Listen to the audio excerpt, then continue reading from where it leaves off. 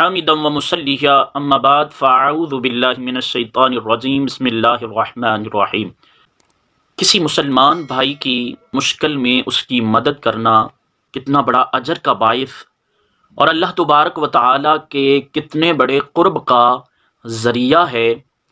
آئیے اس سلسلہ میں ایک حدیث مبارکہ سنتے ہیں۔ عن انس بن مالک رضی اللہ تعالی عنہ قال قال رسول اللہ صلی اللہ علیہ وسلم من قضى لأخیہ المسلم حاجتا کان بمنزلۃ من خدم اللہ تعالی عمرہ او کما قال رسول اللہ صلی اللہ علیہ وآلہ وسلم۔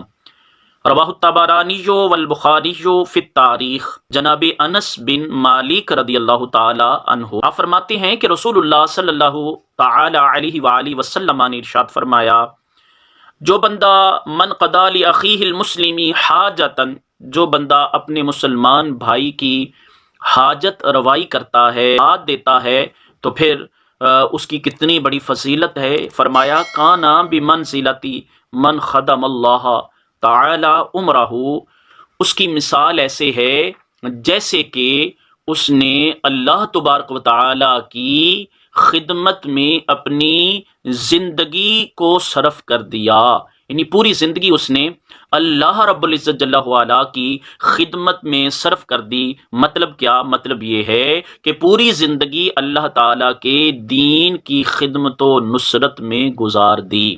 تو میرے محترم اسلام بھائیوں، کتنی بڑی زبردست یہ فضیلت ہے، اپنے کسی مسلمان بھائی کی حاجت کو پورا کرنا، اس کی حاجت روائی کرنا کتنا بڑا درجہ رکھتا ہے۔